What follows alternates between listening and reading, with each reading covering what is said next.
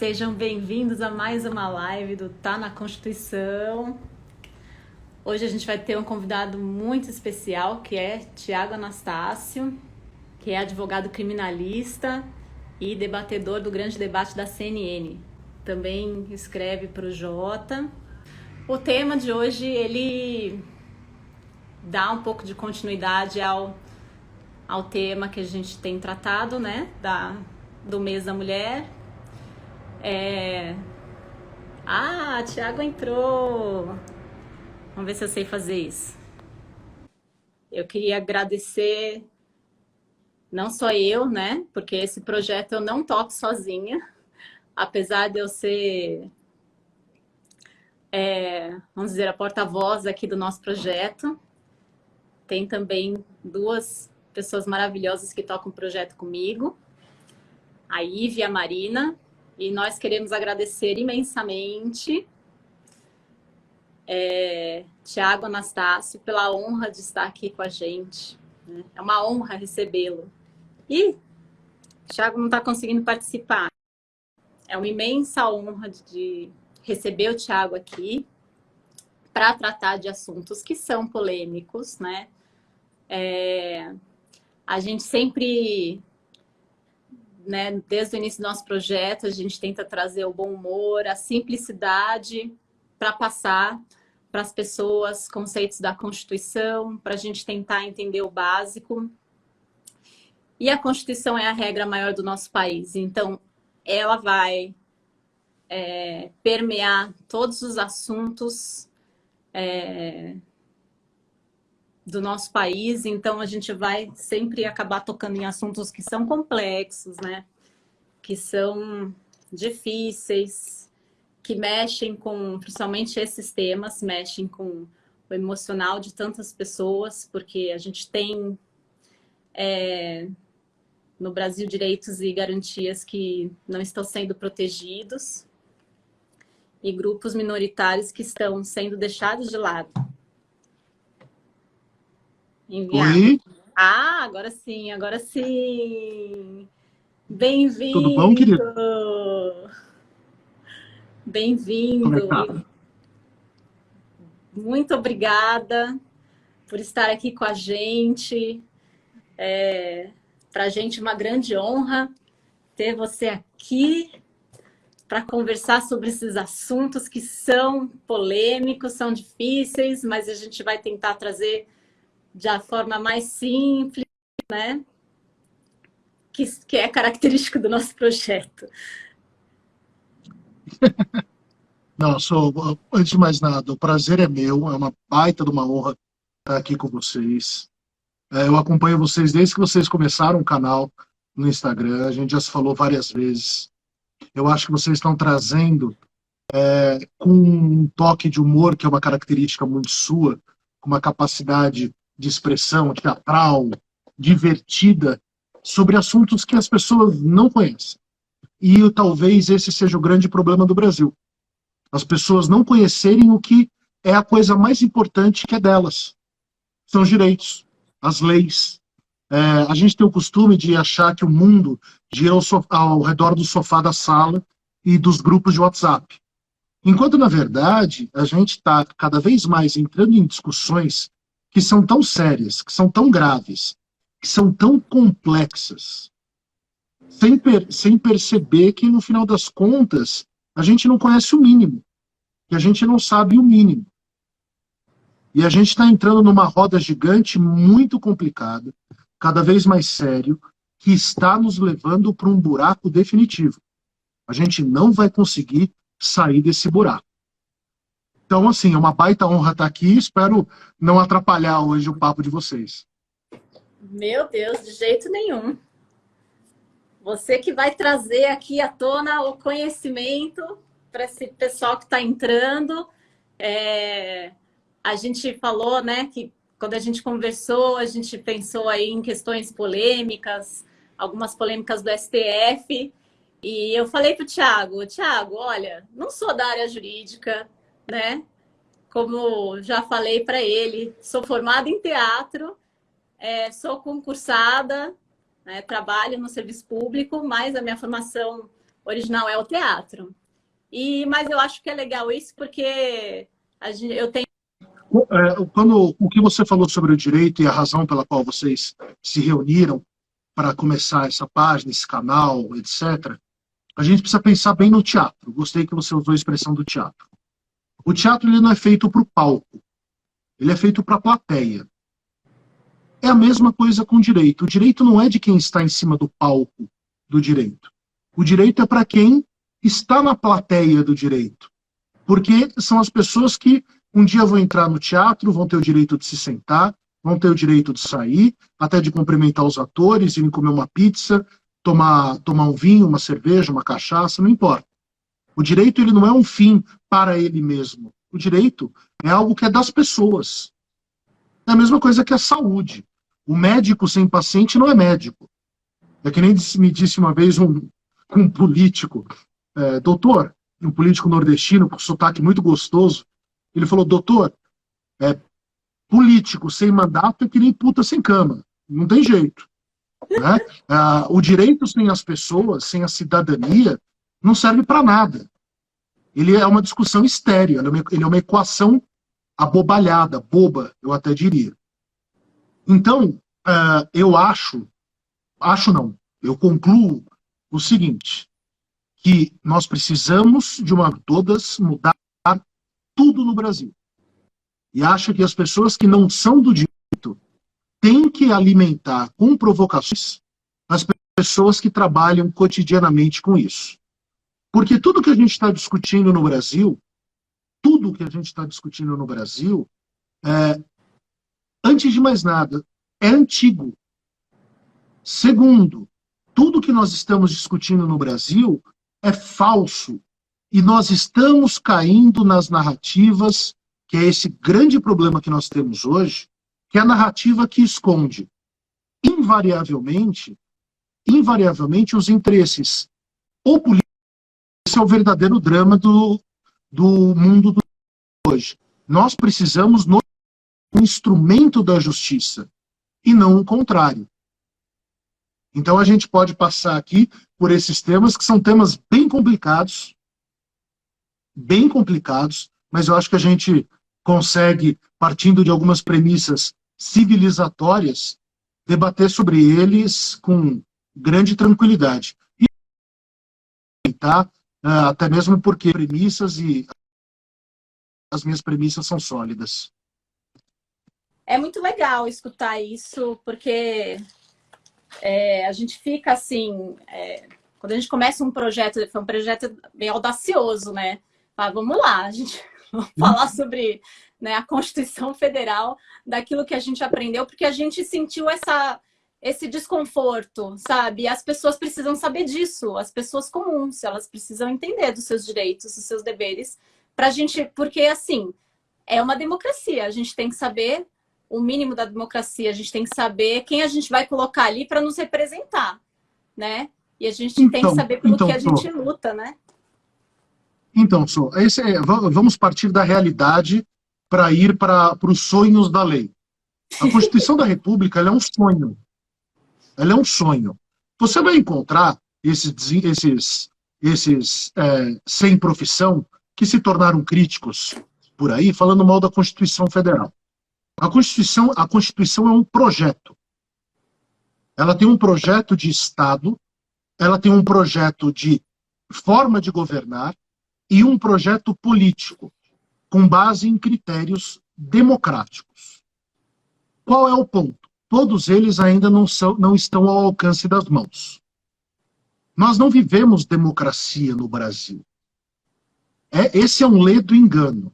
Nós temos a forma de democracia, mas democracia pressupõe educação, para que nós saibamos do que nós estamos falando e para que nós tenhamos capacidade crítica para o quê? Para agirmos da forma civil adequada, com civilidade.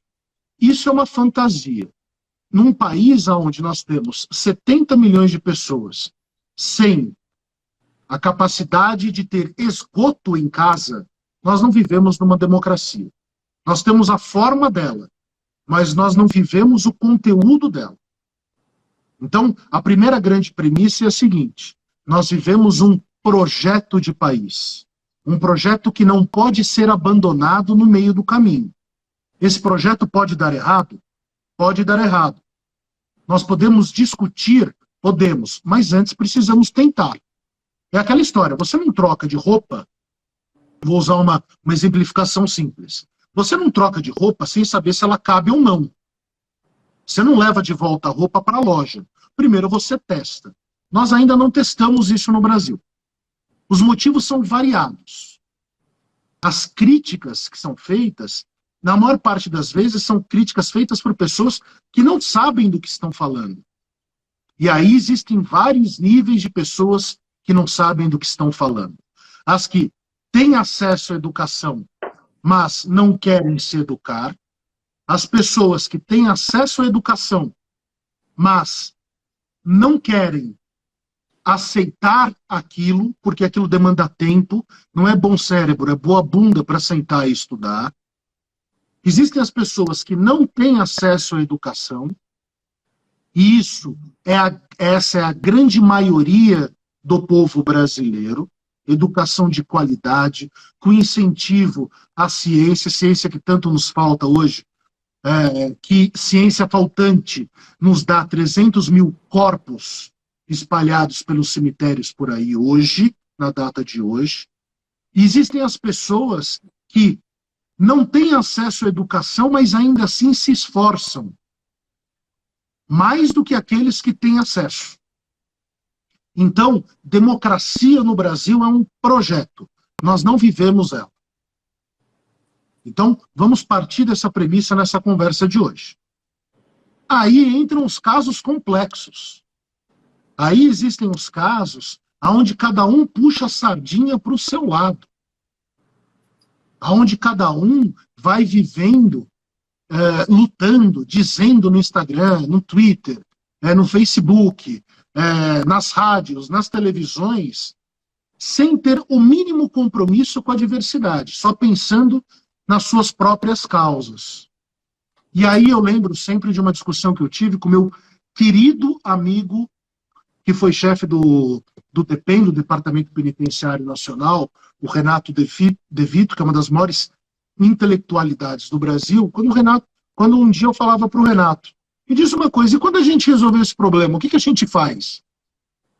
Porque no mundo jurídico nós nos propomos a lutar muito, mas o dia que a gente resolver o problema também acabou o nosso emprego. Não é? Quando acabar a miséria, o que será das defensorias públicas? Quando acabar a criminalidade, o que será da polícia e do Ministério Público? Né? Então, é tudo um projeto. Nós trabalhamos com a crise. E esse é o nosso grande problema. A questão do feminicídio, a questão da homofobia como crime, são temas muito complicados. Como um dos temas mais instigantes que eu conheço, que é o caso do aborto. O aborto é um tema interessantíssimo, onde eu me considero sem nenhuma capacidade para falar sobre ele. Posso falar sobre ele em relação ao direito penal, mas eu não posso falar sobre ele sobre uma série de outros aspectos. E aqui eu não estou falando do lugar de fala. Não estou dentro do viés de lugar de fala. Porque existe muita gente que tem que ser trazida para o debate. Eu lembro que eu fiz uma provocação sobre, alguns anos atrás, sobre o aborto. Eu falei, gente, nós vamos chegar num ponto de sociedade onde o homem terá lugar de fala no aborto. Aconteceu ano passado, quando o primeiro homem trans, que eu tenho a obrigação ética, moral e civil de considerar homem, deu à luz a uma criança. Me diz, o homem não tem mais lugar de fala? Olha a complexidade do assunto. Sem contar a questão ética, a questão de saúde, a questão religiosa que a gente tem que trazer para o debate, a questão filosófica. Por quê? É aquela história, você é mulher, você é mãe. Não sei, não me interessa, eu não vou te perguntar isso. Você conhece alguém que gostou de fazer aborto? Eu não conheço. Parece que as mulheres querem fazer, e esse é o discurso tacanha dos reacionários, não necessariamente dos conservadores, porque talvez tenha chegado a hora dos conservadores falarem sobre isso, de nós sentarmos e conversar, porque as mulheres estão fazendo o aborto, as mulheres sofrem com o aborto, só que aí é o argumento que o ministro Luiz Roberto Barroso usa com grande sabedoria. Quem está fazendo o aborto seguro são as mulheres ricas. As mulheres pobres também estão fazendo aborto e estão morrendo nas filas do SUS. Então, uso esse argumento sobre o aborto para nós entendermos a complexidade dos temas. Vejam só, os homens agora têm lugar de fala sobre o aborto. Nós temos uma maioria nesses temas evangélica no debate. Eu entendo totalmente a posição da mulher e entendo totalmente a posição das feministas. Mas hoje o debate não é mais tão simples. Mas também temos as questões sociais. Só que sem diálogo, nós não vamos resolver essa questão. Nós não vamos resolver essa questão. Exatamente como o problema da violência contra a mulher e da violência contra os homoafetivos. Nós não vamos resolver sem diálogo, sem política. Não a politicagem de Brasília, a politicagem eleitoral. As pessoas precisam entender que quando o Tiago fala com a Soraya aqui, o que nós temos? Um ato político. Nós somos dois cidadãos falando sobre a sociedade. Isso é política também. E, fundamentalmente, a política natural, pura, a que deve ser celebrada. Esse é o grande ponto. Falei demais, deixa eu tomar uma água. Ficou aquela dúvida no ar de né, para todo mundo. Nossa, como assim? Feminicídio e homofobia está certo? Está errado, mas está certo? Do que eles vão falar, né? O que vai ser discutido aí? Né? Ah, sim. Então, vamos partir da premissa mais clara. Não existe nada mais abjeto, nojento, escroto, burro, do que qualquer tipo de preconceito. E aí, a homofobia / racismo. Isso é coisa de gente ignorante. Isso é coisa de gente que gosta e utiliza a rede social como se fosse terapia para espantar os seus próprios demônios. Isso é coisa de gentinha. Isso é coisa de gente que tem que ser excluída do debate social. Racista, homofóbico, esse tipo de gente tem que ir para o quinto dos infernos. Porque essas pessoas, quando se manifestam dessa forma, elas estão colocando só os medos delas para o debate público. Não existe nenhuma racionalidade. E eu estou falando de medos, mas com você eu vou usar o português bem claro. Elas estão colocando para fora os seus tesões. O machão, na verdade, está dentro do armário louco para destruir a porta do armário e sair com confete, purpurina. E eu falo isso dos machões de Brasília, os machões de farda. É deles que eu estou falando. Tá? O racista é aquele que tem horror do negro, tem horror do japonês, tem horror desse e daquele, mas é aquela história, entra no celular para ver o filme pornô que ele assiste. Vamos deixar isso bem claro. Bem claro. Sem contar a hereditariedade da escrotidão, que é o racismo, o preconceito repetido, porque o animal do pai e da mãe falavam lá atrás e ele tão somente repete. Tá? Então também temos o racismo, aquilo que o Silvio vai colocar, que o Tiago Aparo vai colocar sempre, sobre a questão do estrutural. Vem para nós dentro da estrutura de sociedade. E a gente não percebe. A questão da mulher vítima das circunstâncias do lar, das questões do relacionamento. Nada mais abjeto, nada mais do que covarde. Nada mais do que covarde. Do que isso. Nós precisamos, sim, de legislações e legislações boas. Mas me desculpem, não cabe ao Supremo Tribunal Federal legislar sobre isso. E eu vou partir de uma premissa: porta que abre para o bem entrar está aberta para o mal entrar. Essas interpretações que o Supremo Tribunal Federal tem dado, agora sobre a legítima defesa da honra, que é uma barbaridade o que o Supremo Tribunal fez. Vamos voltar ao tema. Vamos lá. É homicídio, é torpe, é nojento, a pessoa deve ser punida exemplarmente, mas é uma outra questão que eu vou falar aqui. A questão da homofobia. Não podemos comparar coisas desiguais. Nós precisamos de uma legislação firme contra a homofobia. Não é por interpretação que isso pode ser feito.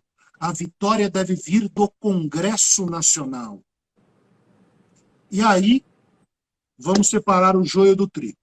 Vamos falar sobre a questão da homofobia ter sido equiparada ao racismo até que legislação sobrevenha. Veja o argumento, e nós falamos sobre isso hoje, vejam que loucura que nós temos. Que a homofobia é hoje passível de punição penal, e entendam, gente, existe punição que não é só penal, existem punições administrativas também. Existem punições, uma punição transitória.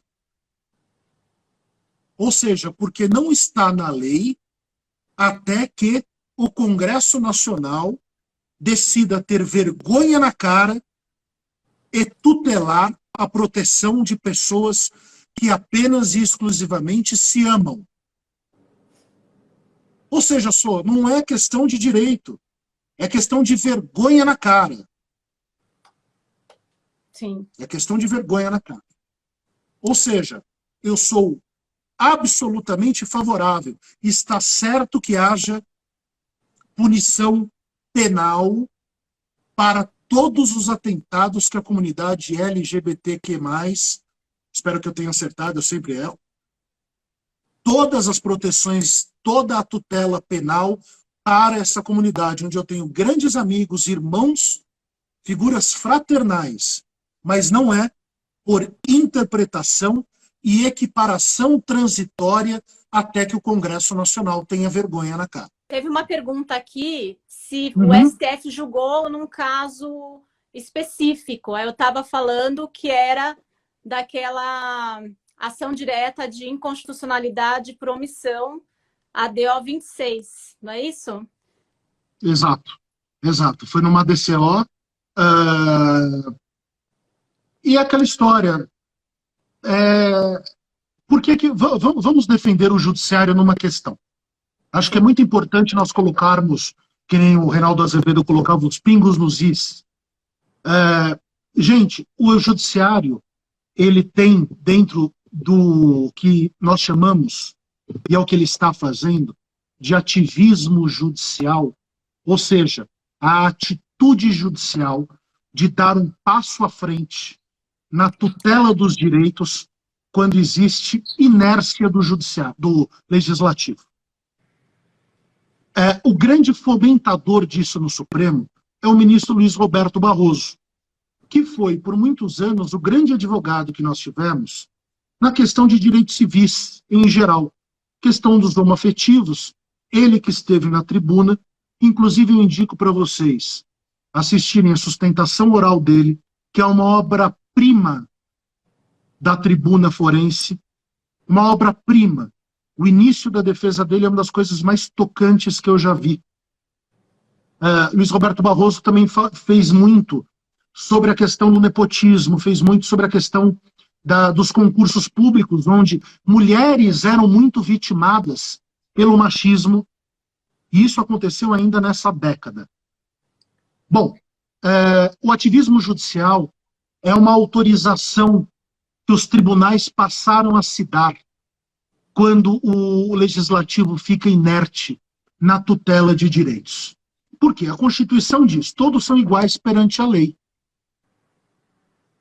O amor, a felicidade, faz parte das liberdades fundamentais. Poxa, aí eu fico pensando, será porque dois rapazes se gostam? Eu fico, na verdade, Soraya, eu vou te falar uma outra coisa. Nós sabemos muito bem o que os gays, lésbicas, o pessoal da comunidade gay, o que o pessoal sofre e ainda sofre nos rincões do Brasil.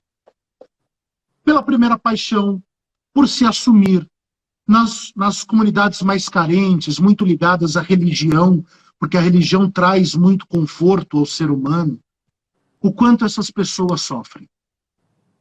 O que elas sofrem nos seus desejos, nos seus sonhos, etc. Muitas delas são expurgadas pelas famílias. E aí elas, muitas vezes, mudam de cidades, muitas vezes elas conseguem arrebentar as próprias barreiras que elas acabaram se impondo para serem felizes. E elas encontram um amor, elas encontram um afeto, num outro corpo, num outro espírito, sei lá, onde que é o afeto. Dane-se onde é que é o afeto. E aí um dia essa pessoa morre. Aquela pessoa que ela amou, que lhe deu acolhida espiritual, sentimental, físico, sexual, carinho cotidiano, Netflix juntos, essa pessoa não vai ter direitos de partilhar, porque o amor, segundo o evangélico do Congresso, é um pecado? É sério que a gente está nessa discussão sem vergonha até hoje no Brasil?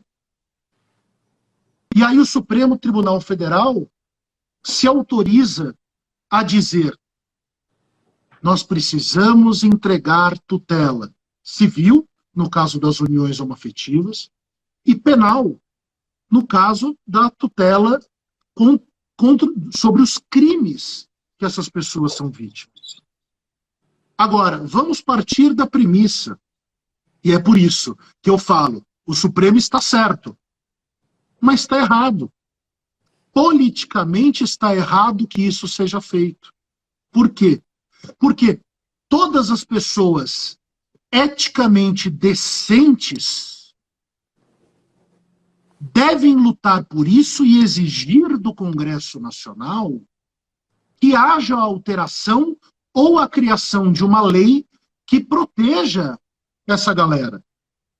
Sim. Ou seja, pode ser uma vitória judicial, mas, ao mesmo tempo, nós assumimos uma derrota política, uma derrota da comunidade, uma derrota nossa perante os nossos irmãos que estão lá e irmãs. Então, essa é a minha preocupação, é que com o ativismo judicial, com essa positividade, nós passemos a aceitar cada vez mais a derrota política do Congresso. E isso é inadmissível para a evolução política. Agora, o Supremo Tribunal está certo? Está certo? Certíssimo. Certíssimo. Mas é ruim para o futuro, porque nós deveríamos ter vencido isso no Congresso. E, o pior, isso causa o quê? Isso causa que nós paremos de lutar para que haja uma legislação ampla, bem feita, bem escrita, bem pensada sobre esses temas. Na hora que o Supremo Tribunal, aspas, legisla, e eu estou falando sobre a questão da homofobia como crime. Quando o Supremo Tribunal legisla, toda a sociedade não faz a força necessária no Congresso. Então, o que vai acontecer? Vai acontecer que todas as vozes não são ouvidas, porque o judiciário não é permeável como o Congresso deveria ser. E aí vai faltar sempre uma previsão legal que vá falar sobre algo que é importante. Então, esse é o ponto. O Supremo está certo? Está certo, mas está errado. Da mesma forma que digo que lá atrás houve um debate muito complicado em razão de um animal sulista, porque isso não é ser humano, né? Vamos partir da premissa. Nazista e Ku Klux Klan não são seres humanos. Vamos partir dessa premissa civilizatória. Isso não é ser humano. Quem subjuga, quem destrói, quem mata, não é ser humano. Pois bem, quem mata, vamos deixar bem claro, tá? Existem razões nobres para se matar. Vou deixar isso muito claro. Pode até ser polêmico dizer isso, mas eu já vi razões nobres para a morte. E falo de peito aberto, sem nenhum medo de crítica. E convido alguém a entrar numa live comigo e ter a coragem de me criticar, que eu quero ver superar o argumento. Não tenho o menor problema com isso. Depois eu dou exemplos sobre mortes nobres. Quer dizer, eu já dou agora. Heinrich, o açougueiro de Praga, assassinado por um grupo treinado pela inteligência britânica. O açougueiro de Praga, ele mandava judeus para o campo de Auschwitz. Ele era o mentor daquilo tudo. Mataram. Ainda bem. Morte que eu aplaudo. Vou fazer o quê? Sou um ser humano e também tenho as minhas paixões. E, obviamente, que as pessoas que mataram seriam sumariamente absolvidas em qualquer tribunal decente do mundo. Da mesma forma como esses youtubers animais que ficam com a bandeira que a Ku Klux Klan enverga nas costas. Eu não sei como é que as emissoras ainda dão voz a esses orangotangos da moral e da ética. Honestamente, não sei como é que dão voz para essa gentalha, que obviamente depois fogem e vão viver nos Estados Unidos. Mas no sul, porque se forem para o norte é cadeia. Não é? Pois bem. Então, querida, o meu ponto sobre a questão da homofobia, da criminalização da homofobia nós nunca poderemos admitir a vitória dos direitos e garantias individuais se elas foram vencidas numa corte. O nosso sistema não é que nem o americano, onde a grande juíza Ruth Ginsburg lutava com o outro grande juiz, o Antonin Scalia, num debate conservadores e progressistas. Nós não temos esse nível de debate dos Estados Unidos no Brasil. E muito provavelmente nem esse nível de juízes constitucionais. Inclusive eram os dois melhores amigos. Porque quando você atinge um certo nível do intelecto, aquele que pensa diferente de você é um provocador, não é um inimigo. E isso é que é bonito. Ele te instiga a pensar mais e melhor para superá-lo. E essa é a beleza da democracia que nós ainda não temos. Sim. E essa é uma derrota, na minha opinião. O ativismo judicial, mesmo que seja positivo, ele silencia a verdadeira luta política. Por quê? Porque o vitorioso vence num aspecto e se sente mais acomodado, enquanto a verdadeira luta deveria ser travada na seara adequada, que é na seara legislativa. Esse é o meu ponto, esse é o meu argumento sobre essa impossibilidade de nós termos um crime transitório. Olha, vamos encaixando aqui o quadrado da homofobia no redondo do racismo, até que a lei seja feita. E aí eu me pergunto, cara pálida, existe mandado de injunção para quê? Porque nós temos a previsão de uma ordem de um tribunal constitucional para o legislativo tutelar um direito. Para que serve isso? Está em desuso? É nesse momento que a Corte Constitucional deveria vir com firmeza e dizer, legislem no prazo tal. E não ficar com aqueles votos de 200 páginas, com milhões de reais sendo gastos durante um julgamento. É isso que não dá mais. A sociedade não aguenta mais essa patifaria. Nós precisamos racionalizar a tutela jurisdicional. Essa é a questão da homofobia. Da homofobia como crime. Para deixar bem claro, antes que apareça algum jumento bolsonarista. Embora creio que nessa nossa live eles não aparecerão. Acho difícil. Acho que eles não aparecerão. Conservadores são bem-vindos, meus amigos. Eu sei que tem uns amigos conservadores aqui que eu tenho certeza que estão aplaudindo o que eu estou falando. Até porque muito do que eu estou falando eu aprendi com eles. Eu lembro, o maior advogado que eu conheço, eu falo o nome porque eu não tenho problema com isso. Chama-se João Florencio de Sales Gomes Júnior. É o advogado criminalista que eu contrataria. Tá? Se eu cometesse algum crime. Eu não sei se eu cometo crimes. Eu acho que não. Eu xingo às vezes as pessoas, mas só no canto do lar. O João Florencio, um dia eu perguntei para ele. O João é um homem muito católico, muito religioso. É um homem de muita fé, e uma fé muito bonita. E ele é um homem bom, um homem decente, um homem bonito. E eu falei, João, e a questão dos homoafetivos? E ele falou, e você acha que eu fico controlando o que os outros fazem com a bunda deles? Vai ser feliz, gente, eu não tenho nada a ver com isso. O verdadeiro conservador é a rainha da Inglaterra que dá medalha para o Elton John. Esse é o conservador. O que nós temos no Brasil é ignorante. É outra coisa. Nós não temos conservadores no Brasil. Essa gentalha que se diz conservadora, nesses canais tomando leitinho, usando bandeiras que a clã ostentam, eles não são conservadores. Eles são porcos. Eles são inúteis. Eles, se atravessarem a fronteira de onde eles moram, nos Estados Unidos, eles são presos.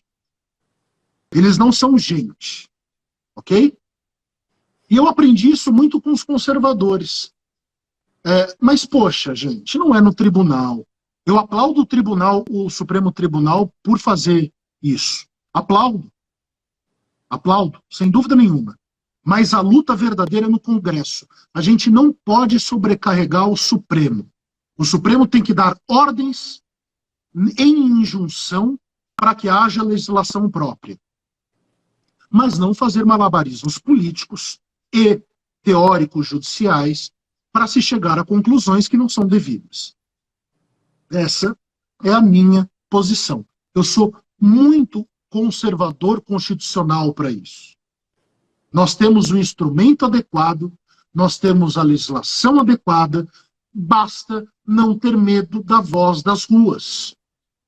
Que é um outro problema que talvez a gente chegue lá, que provavelmente a gente chega sobre o feminicídio. E nessa, o Congresso Nacional vai se esquivando a sua responsabilidade, né? E o Congresso Nacional vai fazendo o quê? Quais são os projetos de lei que esses senhores com mandatos, são legítimos, apresentam? Eu estava vendo um dos filhos do Bolsonaro. Qual foi o único projeto que ele apresentou? Que o Ayrton Senna é um herói nacional. Jura que precisa de lei para isso?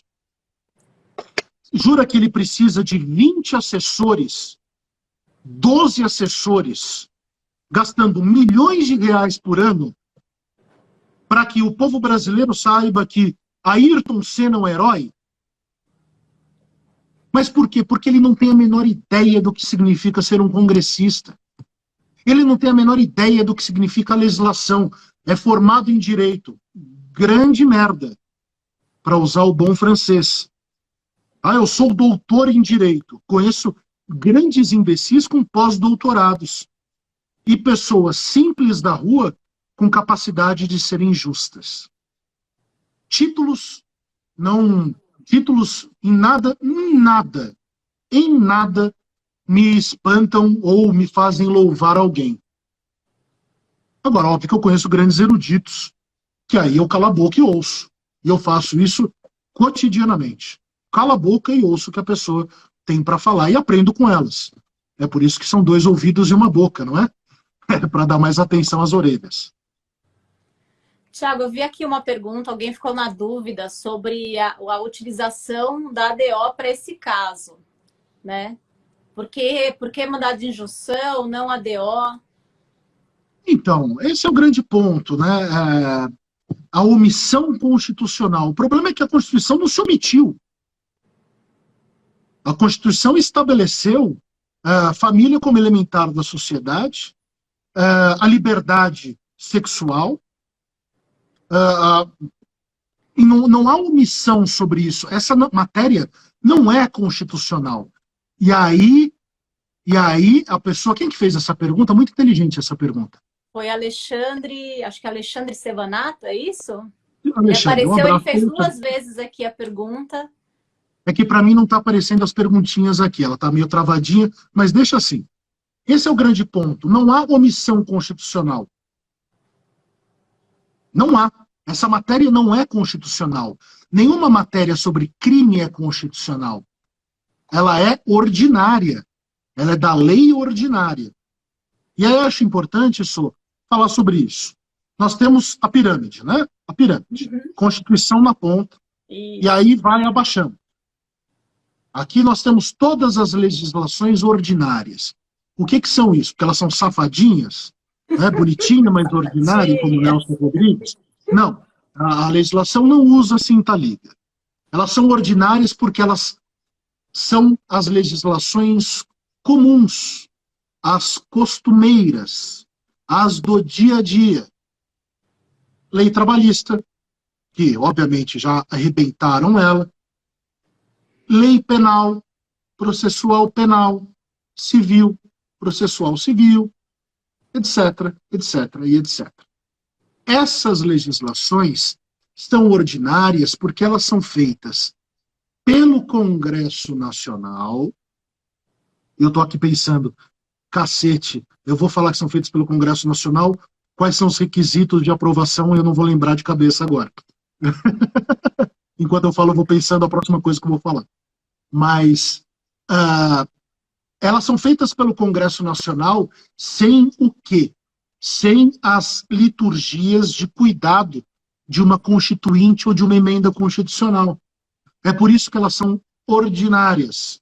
Elas têm menores mecanismos para frear a alteração delas. Código Penal, Código Civil, etc, etc. Tá? Então é bom explicar isso. São ordinárias não por questões rodriguianas, mas exclusivamente porque elas são a lei comum e que para alterá-las, modificá-las, existem menos mecanismos a serem superados, menos barreiras a serem superadas. Tá? Essa matéria, ela é fundamentalmente a matéria homofobia como crime do Código Penal. Sim. Logo, não é uma matéria por omissão constitucional, mas uma matéria que a Suprema Corte, o Supremo Tribunal Federal, a gente está pegando esse vício horrível de chamar de Suprema Corte, porque ela é Suprema Corte, mas também não é. Ele é o Supremo Tribunal. Nós chegamos nele de uma forma diferente que os países chegam à Suprema Corte. Ele, de fato, é uma quarta instância no Brasil, enquanto em outros países não é, porque o mecanismo é diferente. Mas a lei ordinária serve para isso, e o mandado de injunção serve para que o Tribunal Constitucional fale: temos as previsões A, B e C. Legisle ordinariamente, ou seja, no Congresso, sobre isso. Por isso que não é uma de controle constitucional por omissão. Apenas por isso. Excelente. Excelente. E no caso do feminicídio, a gente falou lá no começo, né? Temos aí um outro problema e ainda mais complexo. Vamos fazer novamente a resenha, querida. Vamos fazer de novo a resenha. Não estou falando que a legislação não deve abarcar, até de forma especial, a proteção à mulher. Não estou falando disso. O que eu estou falando é que o Supremo Tribunal Federal não pode estabelecer um limite à legítima defesa da honra. Você sabe por quê? Por uma razão muito simples. Porque essa matéria não é constitucional. Eu posso, obviamente, invocar princípios para dizer está sob tutela da Constituição. É óbvio que está, como toda a vida humana está. A diferenciação não pode ser feita pelo Supremo Tribunal Federal só invocando que o feminicídio não é passível de legítima defesa da honra. Porque senão você cria uma desarmonia entre um bem jurídico que é harmônico. Só a sua vida vale tanto quanto a minha. Esse é um primeiro aspecto. Sim. Não é matéria constitucional. Segundo aspecto, ele é uma matéria de lei ordinária. Voltamos, por isso que eu fazia o gancho com a coisa da homofobia. É uma matéria para a legislação e para o intérprete da legislação ordinária. Ou seja, os intérpretes do STJ e embaixo deles, abaixo deles, dos tribunais regionais federais e dos tribunais de justiça. Por que isso? Porque é um absurdo, isso sim, que essa matéria chegue ao Supremo Tribunal. É absolutamente incompreensível, e eu vou te trazer casos concretos para ilustrar isso, que é o seguinte: é impossível se imaginar que em 2021 o Tribunal de Justiça A ou o TRF-A, que são os tribunais de apelação, né? Vamos chamar de os tribunais de apelação, para simplificar e reunir os dois. E os tribunais de apelação tenham deixado passar essa matéria. Que uma legítima defesa da honra tenha sido arguida e os tribunais não tenham cassado o veredito do júri. Cassado, eu digo, imposto novo julgamento por ilegalidade. Por que isso? E aí é necessário explicar, e olha, eu vou te falar a minha decepção sobre muito da minha classe dos advogados. Esses advogados que têm pagado assessores de imprensa para aparecerem a qualquer custo dando opinião em sites jurídicos ou em portais de internet sobre o que não sabem. Eu vi um falando que a legítima defesa da honra estava aqui desde das leis, das ordenações manuelinas ou afoncinas. Gente, eu nunca vi tanta barbaridade sendo dita por aqueles que são juristas. Que deve ser alguma forma de viver de juros, porque juristas não são. Tá? A legítima defesa da honra foi uma, como é que eu posso dizer, uma criação, essa sim, ordinária, em termos rodriguianos, para uma evolução do direito penal no Brasil. Por que eu digo isso? Lá atrás, no século XIX, nós tínhamos algo que os Estados Unidos ainda têm, e que muito provavelmente é até a legislação, a forma de analisar corretamente caso a caso, que é o que nós chamávamos de perturbação dos sentidos e da inteligência. É o que os americanos chamam de legally insane. Aquela pessoa que estava insana, legalmente insana, em um momento específico, em razão de uma provocação causada pela vítima, a ponto de ter perdido as estribeiras e cometido o crime de homicídio. Exemplo sobre isso. Assistam ao filme Tempo de Matar, aonde uma menina negra é estuprada, violentada, urinada, lesionada, e ela é levada os acusados, os estupradores, assassinos quase, são levados ao tribunal e o juiz os solta. Porque nós estamos falando de uma cidade no Alabama, um estado conhecidamente preconceituoso, um dos berços da clã nos Estados Unidos. O homem pega uma arma, o pai pega uma arma, um homem negro, e fuzila os dois. E fuzila os dois, quando eles estão para ser soltos. Esse homem, que nunca cometeu nenhum crime, viu a sua filha estuprada, viu a clã rindo perante um juiz, que provavelmente era um simpatizante da clã. Esse homem estava perturbado psicologicamente em razão das condutas daqueles que quase ceifaram e arrebentaram a vida de uma menina. Nós absolvíamos lá atrás. Os Estados Unidos ainda absolve. E aí a parte boa. Quando esse debate foi mantido, criou-se a manutenção do direito a ainda respirar com as ciências auxiliares, com a psicologia, com a psiquiatria. O direito, a justiça americana nunca parou, e não só americana, nunca parou de ouvir a evolução da ciência. A última vez que o direito penal ouviu a ciência foi em 1984, quando nós tivemos uma reforma. E convenhamos, a psiquiatria mudou um pouco desde lá. Mas nós não nos abastecemos mais. Um grande promotor chamado Roberto Lira, porque, óbvio, homens, em sua grande maioria, matavam as mulheres, acaba com a absolvição dos passionais. Acaba. Dizendo que o amor não estava nos túmulos, ele estava nas maternidades. É um argumento retórico? Sim, mas é culturalmente correto. E a cultura é um elemento de alimentação do direito e da justiça.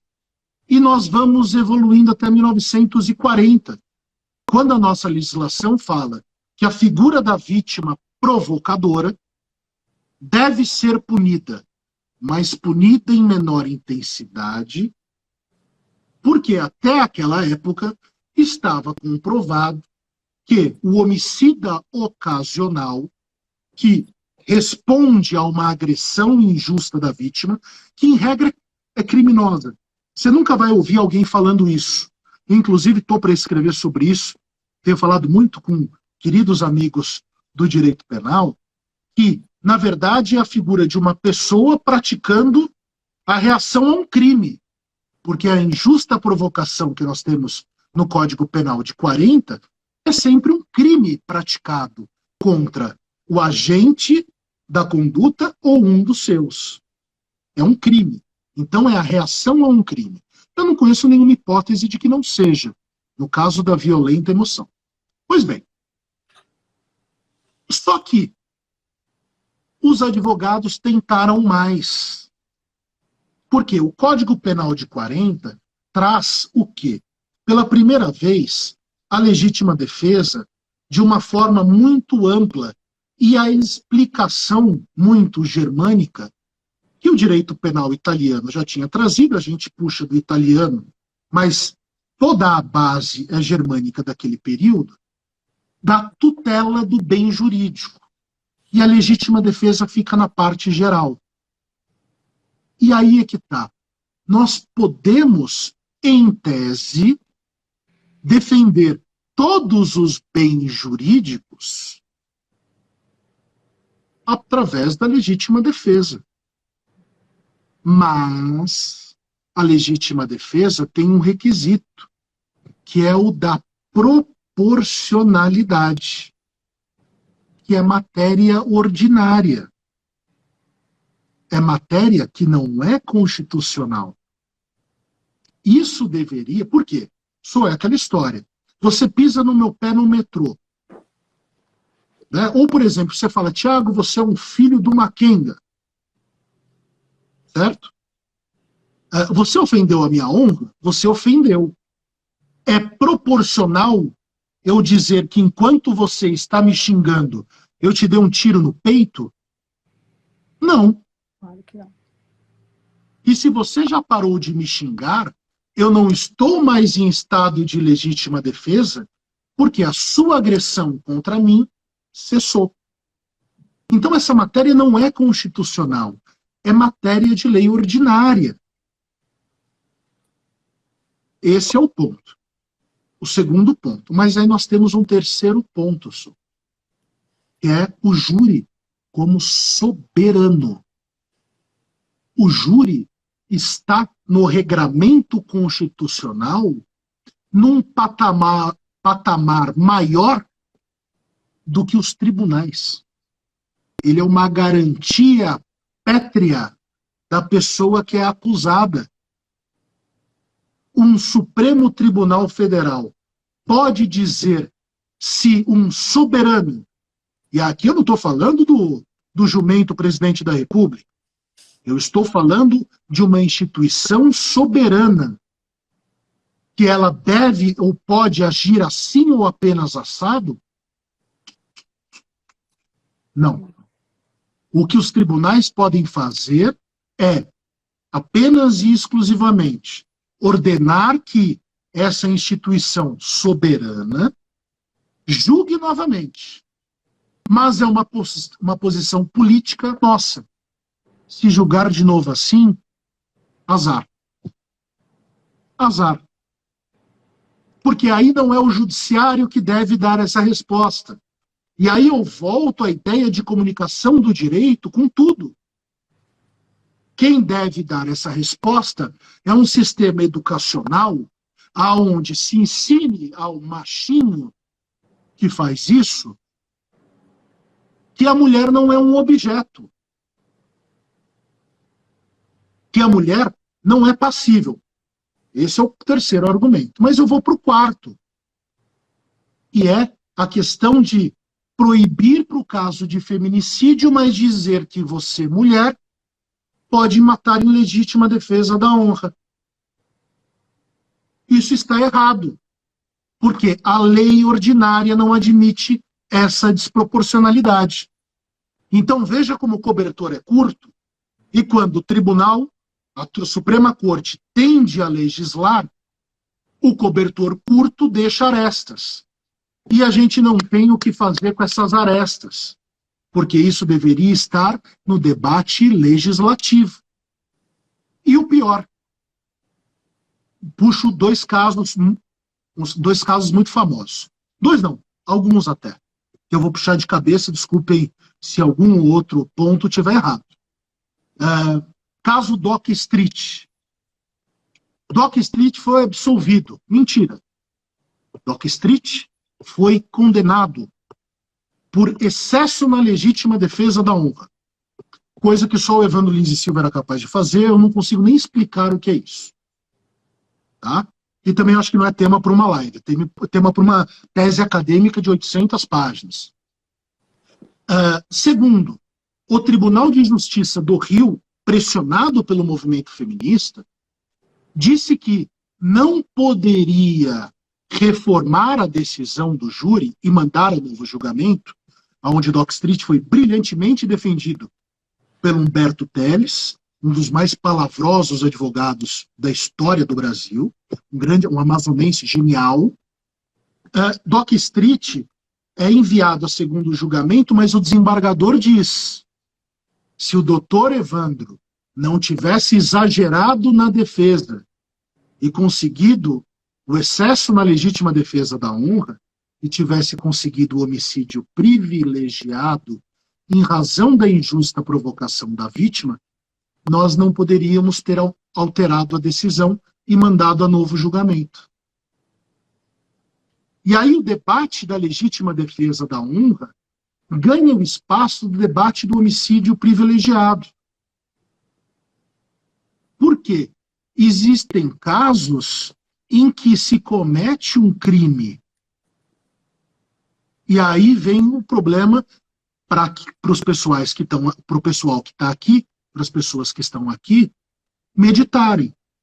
Muitos dos mais famosos casos de legítima defesa da honra foram cometidos por mulheres. E e é propositadamente óbvio que eu citei o Evandro Lins e Silva. Evandro Lins e Silva foi o advogado de defesa de Zulmira Galvão Bueno, absolvida por legítima defesa da honra. Dorinha Durval também foi absolvida, assim, pelo grande Valdir Troncoso Pérez. Se a memória não me falha, foi o Valdir. Acho que eu estou equivocado. Então, é um debate que, obviamente, deve existir. Não estou falando da causa feminina, pelo amor de Deus, não é nada disso. É um debate sobre, nós estamos falando de discussão de constitucionalidade? Não.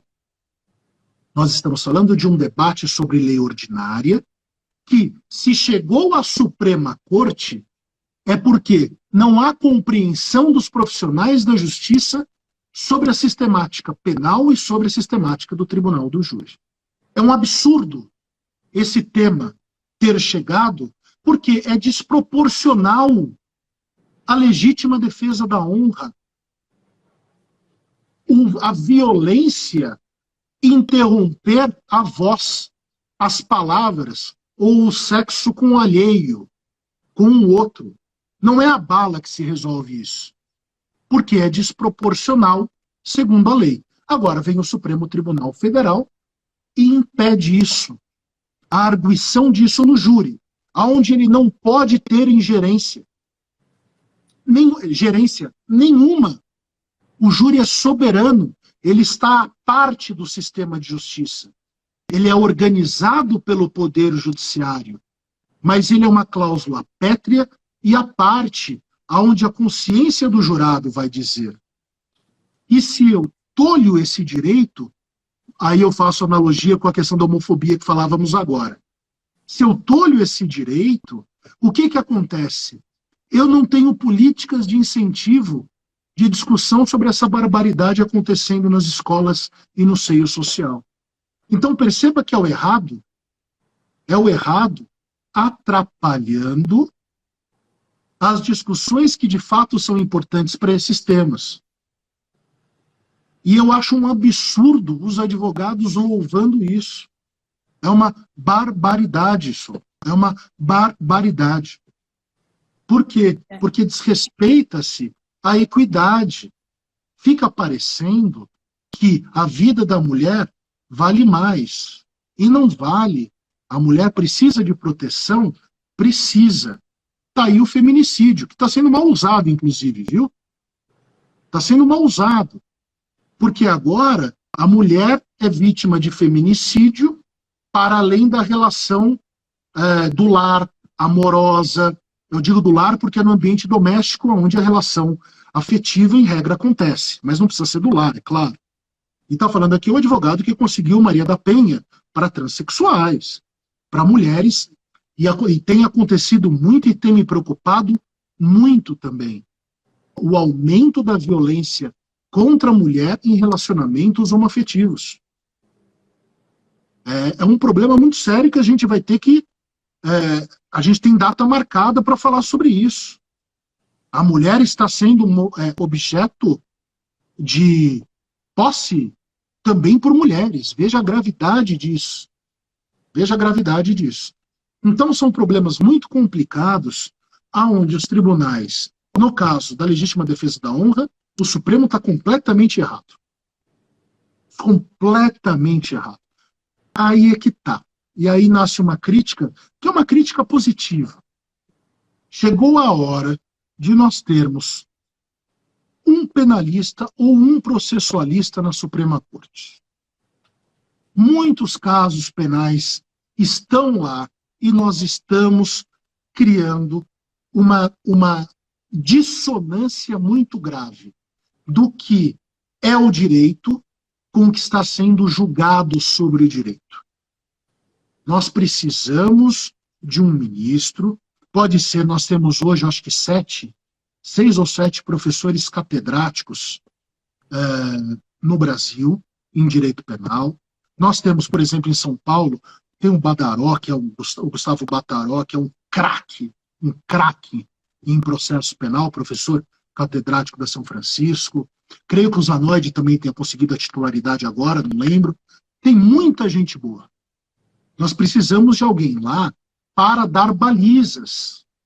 Por quê? Aí é uma questão humana. Ninguém sabe de tudo. O Luiz Roberto Barroso e o Gilmar Mendes, por exemplo, conhecem direito constitucional como ninguém. Agora, para conhecer como ninguém, você não tem tempo de conhecer as outras áreas e os debates que estão acontecendo. O ministro Fux conhece muito de processo civil. Processo civil é uma base para o processo penal, mas a lógica é completamente diferente. O processo civil é o litígio entre partes, em regra. Não é? O processo penal é o cidadão contra o Estado. Os direitos são outros. Eles são muito mais firmes, muito mais protetivos para equalizar a balança. Então, os debates são sérios. É importante que aconteça isso. É óbvio que está errado o júri dizer que um homem que matou a mulher porque tomou um chifre agiu em legítima defesa da honra. Vá para o quinto dos infernos. Os jurados que fazem um negócio desse. Vai para o quinto dos infernos o promotor que é ruim de perder um júri desse. Parabéns para o advogado, que deve ter cobrado uma grana e fez uma boa defesa. Mas o juiz não pode se intrometer nesse caso. O júri é soberano. Agora, o Tribunal de Justiça não reforma essa decisão? O STJ não vai estabelecer um critério? E aí teríamos um problema, seria preciso discutir se o Superior Tribunal de Justiça ele pode também interferir na soberania. Mas nós poderíamos muito bem instigar o Legislativo a ter uma cláusula dizendo as hipóteses de aplicação de legítima defesa, ou uma iluminação sobre a proporcionalidade. Quais bens jurídicos a violência não pode ser usada para defender o bem jurídico A, B ou C. É possível se fazer isso? É claro. Mas não dando essa jabuticabada que deram. Completamente errado. Ficou claro? É muito difícil. É difícil. E se pareceu assim na mídia como uma vitória, né, da mulher. Então, o que torna mais difícil ainda, né? Esse é o ponto. É uma vitória. É o famoso, tá certo, mas tá errado. Por quê? É o Congresso Nacional. Só que aí tem um problema, né, senhor? Um Congresso Nacional machista. Porque, você lembra o pessoal com a camisa da CBF nas ruas dizendo que mudou o Congresso Nacional? Mudou porcaria nenhuma. Machista, pseudo-conservador, com essa bancada evangélica. Você viu falando nisso, o Márcio Feliciano, que deu like numa bunda no Twitter? Engraçadíssimo. Né? São os conservadores com a bunda dos outros. Né? Com a bunda que eles querem, a bunda é livre. Falando nisso, movimento Bunda Livre, olha, a gente já batiza um novo movimento nacional. Não é? E aí é um problema muito sério. Por quê? Porque os temas sérios não estão sendo debatidos. Conservadorismo não tem nada a ver com um bumbum alheio, com afeto alheio, com um pirulito alheio, não tem nada a ver. Sabe, o que nós temos é um Congresso ignorante. Nós não temos um Congresso conservador. Esse é o grande ponto. Sabe, é aquela história. Vamos pegar alguém, um conservador, que é um conservador de fato. O Pondé. Professor da FAAP, pós-doutor em filosofia, não é? Alguém que, eu sou filósofo, que agora também tem filósofo, né? Você faz faculdade de filosofia, vira filósofo. Que nem na faculdade de direito. Você faz faculdade de direito, você vira jurista. Eu não sei que mundo é esse. Porra, pergunta pro Pondé se ele é contra a união homoafetiva. É claro que não. É claro que não. Um conservador estabelece velocidades para a mudança. Ele não acredita na busca em saltos, embora alguns saltos sejam bem-vindos. Mas não acredita em saltos. Uma coisa é conservadorismo, outra coisa é estupidez. E isso é uma coisa que as esquerdas também precisam se tocar. As esquerdas perdem a sua base de discussão se não tiverem o conservadorismo. O que é o Vasco sem o Flamengo? Não existe. Não existe. Essa é a minha posição. Mas eu posso estar errado, espero estar errado, e espero que argumentos bons sejam trazidos. Mas... Nossa, a discussão tá super, super, super quente e o pessoal tá mandando perguntas assim e a gente não consegue encaixar numa live só, né, Thiago? Tá? Não pode fazer. Deixa eu ver aqui, eu vi duas perguntas aqui, ó. Qual a posição de vocês acerca da... daí já é outro assunto, suspeição do Sérgio Moro. Agora essa aqui, quais as consequências de um fanatismo político? Vamos lá. Fanatismo pelo clube gera estupidez da violência na porta do estádio. Fanatismo religioso faz um retardado jogar um avião num prédio em downtown Nova York. Fanatismo político leva à ascensão do Reich ou à ascensão de Stalin. Fanatismo...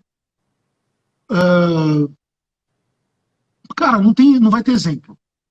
Não vai ter exemplo só. Fanatismo é ruim. E o pior, a gente nem sabe do que está falando muitas vezes. É que nem direita e esquerda. Qual é a origem e qual é o cerne da discussão sobre direita e esquerda? Vamos sair um pouquinho do tema, mas eu falo rapidinho. Economia. Economia. A ideia é essa, né? Bens, produtos, como é que eles giram na sociedade, se podem estar concentrados ou não. Esse é o debate sobre direita e esquerda original. Perfeito? E também de comportamentos, mas sempre girando ao redor disso. A Gabi tem uma aula muito interessante sobre isso, sobre a Revolução Francesa, etc, etc. Né? Direita, estavam as pessoas que queriam a manutenção do Estado, da sociedade como estava antes. A direita, conservar. A esquerda, progredir. Perfeito. No Brasil, nós não temos essa ideia. Vou te dar um exemplo, sobre. Aí você me responde agora. O Lula é de direita ou de esquerda? A gente acha que é de centro-esquerda. É difícil. Então, agora sabe qual é o problema? No Banco Central dele estava o Henrique Meirelles, que hoje é o secretário da Fazenda do Dória. Então a gente não está discutindo direita e esquerda. A gente está discutindo, hoje no Brasil, apenas exclusivamente concurso de popularidade. Eu gosto desse. Eu não vou com a cara daquele. Tem uma cara de bandido. Gente, isso não é concurso de Miss. Isso não é política. Né? Você pode estar com vontade de ficar com alguém, dormir com alguém, aí você faz essa análise. Política não. Política é proposta. Por quê? A proposta é fundamental porque depois você pode cobrar o político. Isso faz parte da cidadania e da democracia que eu disse que não existe ainda no Brasil. A ideia é, quando for votar, tem que ler a proposta, né, de governo que aquele cidadão está trazendo. Né? Urna não é pinico de achômetro. Esse é o grande ponto. Você vota para cobrar. A grande democracia, você não aplaude em quem você votou. Você exige àquele que você votou. Esse é o grande ponto. Mas vai explicar isso. Principalmente nessa época, né? Eu não sei se as pessoas chegaram a ler as propostas de governo na época das eleições presidenciais últimas, mas enfim. O problema é aquela história, né? Não existe debate no Brasil sobre isso e o brasileiro não quer saber. Isso é fruto do quê? De um subdesenvolvimento educacional e de uma série de outros fatores que vão nos permeando, nos destruindo e cada vez mais levando o brasileiro ao fim. Essa é a realidade. A gente vai ter que fazer outra live, não é possível. Tem muito assunto. Quando você quiser. Tem mais alguma outra pergunta? Olha, não sei se alguém tem mais pergunta. Eu tô com medo que a nossa live seja derrubada pelo Instagram, porque parece que tem um tempo X que ela cai. Analfabetismo político no Brasil é muito grande. Não foi pergunta. Alguém mais tem alguma pergunta a fazer? Aproveita antes que a live caia. Eu tô vendo, ficou paralisado aqui. É um rapaz, eu não sei quem que é. A morte é diferente, assassinato, não. Tudo errado, tudo errado. O homicídio é passível de legítima defesa também. Assassinato vem de rachixins, aqueles que matavam a soldo e eram pagos com haxixe. A ideia do termo assassinato vem da forma profissional de matar, a soldo. Homicídio, eu em legítima defesa, eu vou tentar explicar de forma simples. Eu ainda continuo cometendo a definição de homicídio, matar alguém. Só que nós temos uma excludente de antijuridicidade. Esse é o ponto. A lei diz que eu posso matar dentro daquela hipótese. Assassinato e homicídio, para a nossa legislação, não. Mas a nossa legislação traz hipóteses diferentes. Homicídio é o simples. Assassinato, para os países que usam esse termo, seria o homicídio privilegiado no Brasil. Acho que teve mais alguma pergunta aqui, porque passa rápido, né? O letreiro ali vai passando assim, eu não consigo acompanhar as perguntas. Tinha alguma em relação ao feminicídio? Acho que foi mais essa ânsia da questão de não se resolver, de ter decisões favoráveis, né, ao assassino, e acho que as pessoas nessa ânsia vão, mas como é que fica? Como é que faz? Eu acho que é a cobrança ao nosso sistema legislativo, né? A quem faz as leis. Acho que a gente tem que pegar pesado aí, né, na cobrança ao Congresso Nacional. Então, é isso, e não é só o Congresso Nacional para a mudança da lei penal ou da lei processual penal. Porque, por exemplo, eu defendo o júri. O júri é a nossa base civilizatória no sistema de justiça. Porque senão os juízes ficam encastelados. Né? O júri é o único lugar, ninguém se toca disso. É o único lugar onde nós exercemos um poder da República. Porque você não faz a lei no legislativo. Você não executa as leis no executivo. Mas o júri faz você estar no judiciário julgando.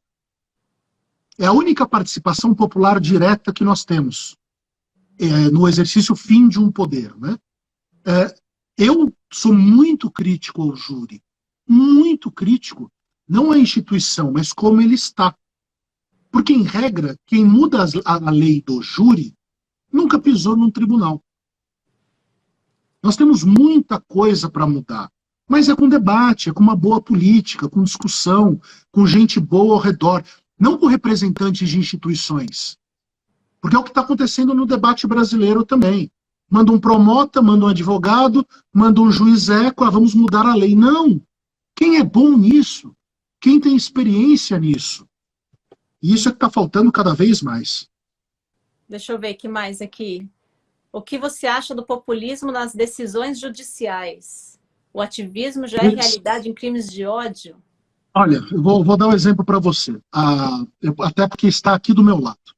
A minha base intelectual no direito não tem muito nem a ver com o direito, tem a ver com justiça, que são coisas siamesas, mas diferentes.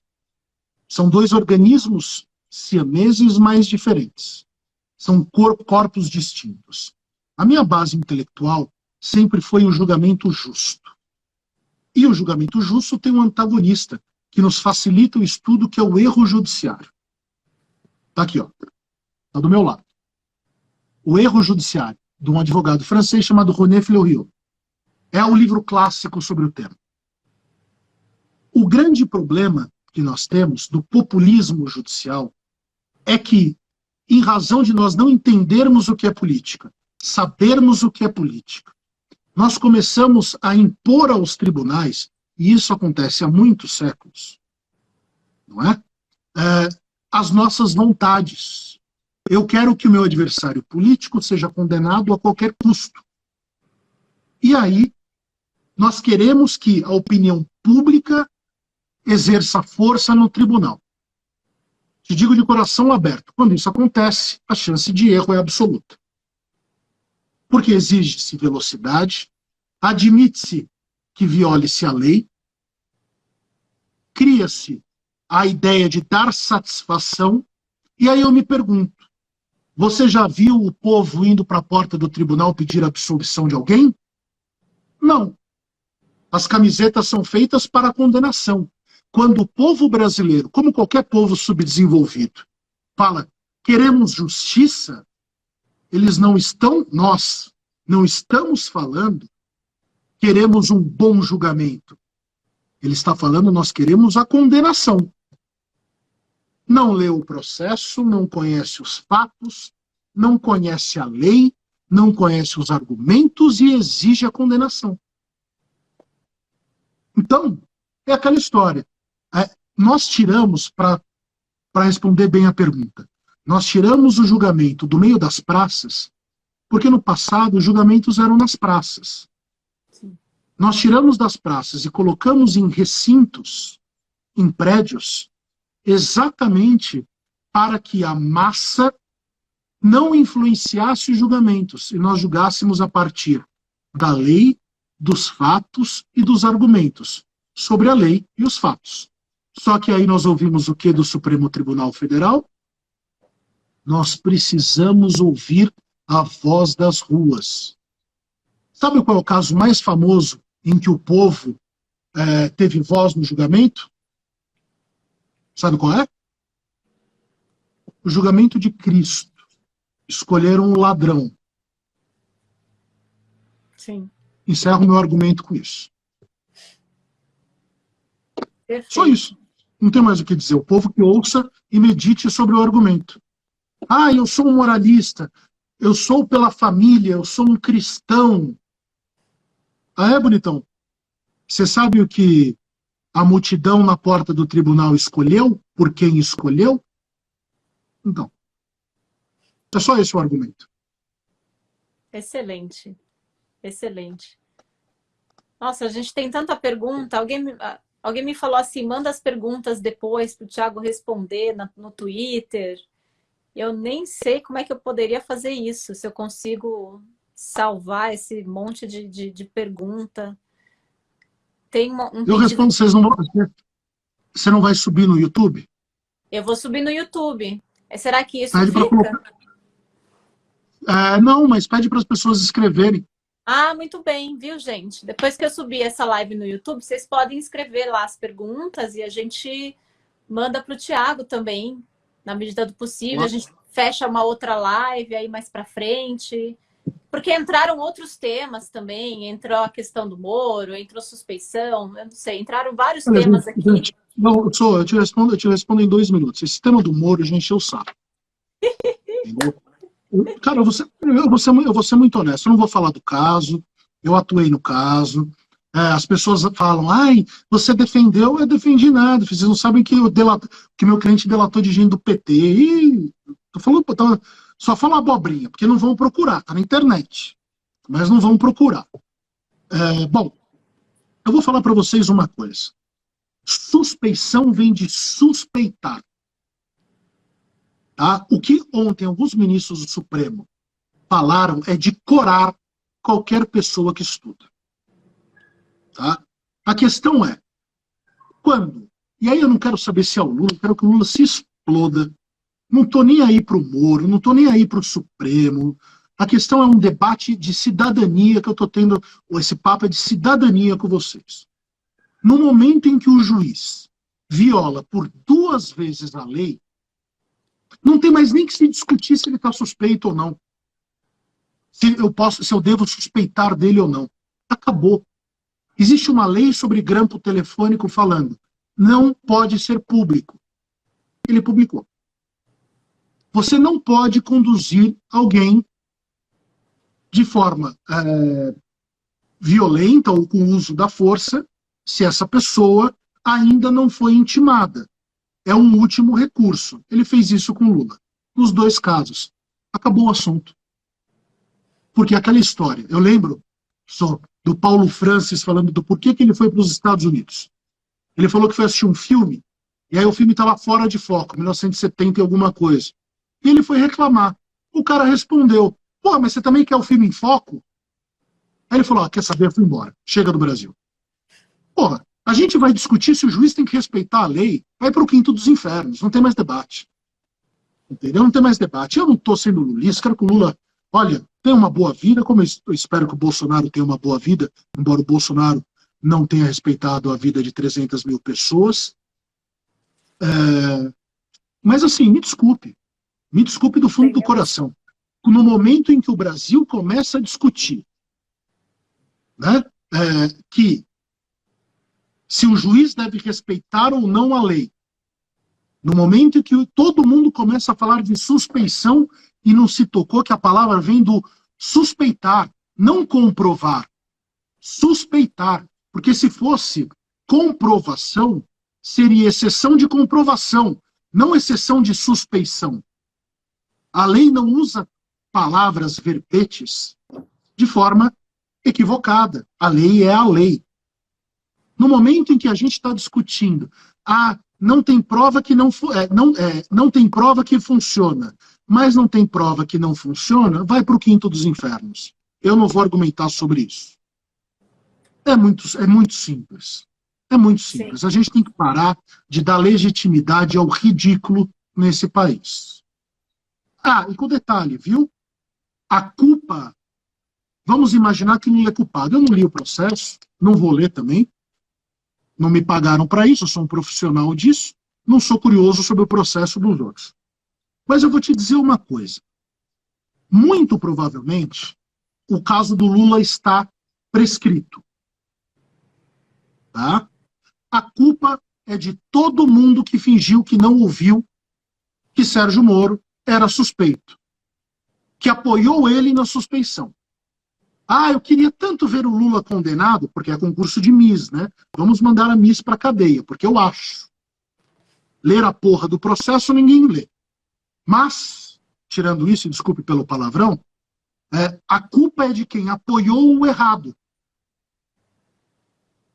Porque esse argumento está na rua desde 2016. Em 2017, se tivesse sido julgado, o caso não estaria prescrito. Fizeram força, criaram uma argamassa de falsificações para defender a ilegalidade. Se ferraram. Por quê? Não cumpriram a lei.